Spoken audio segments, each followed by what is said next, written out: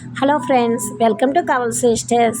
ఇవాళ పన్నీర్ బుర్జీ ప్రిపేర్ చేసుకుందాం. Stove on చేసి కడాయి తీసుకోండి. కడాయి హీట్ అయిన తర్వాత 1 టేబుల్ స్పూన్ నెయ్యి, 2 టేబుల్ స్పూన్ ఆయిల్ వేసుకోండి. అవి హీట్ అవ్వకుండానే ఆనియన్స్ వేసి కలుపుకోవాలి. ఆనియన్స్ కొద్దిగా మగ్గిన తర్వాత పచ్చిమిర్చి, అల్లం వెల్లుల్లి పేస్ట్ వేసుకోవాలి.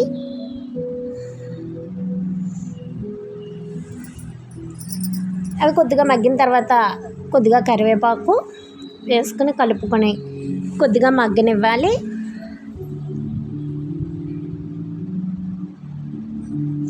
అవి కొంచెం మగ్గిన తర్వాత 2 టేబుల్ స్పూన్స్ శనగపిండి వేసి పచ్చివాసన పోయేంత వరకు కలుపుకోవాలి.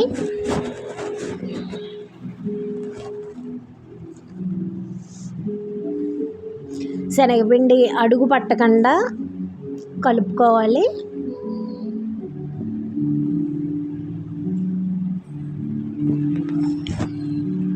ఇది కొంచెం మగ్గిన తర్వాత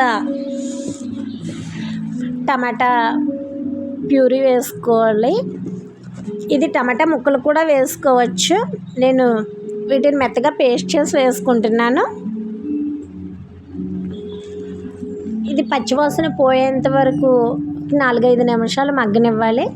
ఇది కొంచెం మగ్గిన తర్వాత 1/2 టీ స్పూన్ పసుపు, మీ రుచికి సరిపడా కారం, రుచికి సరిపడా సాల్ట్ వేసుకుని ఒకసారి కలుపుకోవాలి.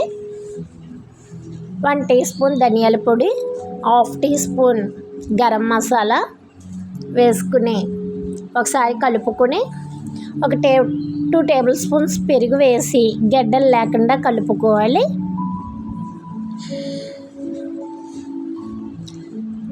ఇది బాగా కలుపుకున్న తర్వాత ఒక 2 నిమిషాలు మగ్గనివ్వాలి. ఇలా మగ్గిన తర్వాత 1 కప్ వాటర్ పోసుకోవాలి. క్వాలిటీకి సరిపడా పోసుకోవాలి. ఇలాగా పన్నీర్ని ఇలా చిన్న చిన్నగా ముక్కల్లా అయినా కట్ చేసుకోవచ్చు.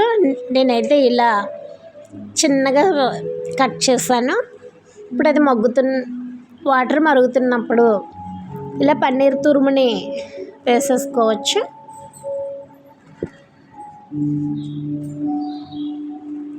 ఒకసారి కలుపుకొని వాటర్ కానీ సరిపోకపోతే ఒకసారి కొంచెం యాడ్ చేసుకోండి. కర్రీ అయితే దగ్గర పడిపోయిందండి. సాల్ట్ చెక్ చేసుకుని బౌల్లోకి తీసుకోవడమే. కర్రీ అయితే చపాతీ, రైస్ దేంట్లోకైనా బాగుంటుంది. Bye friends.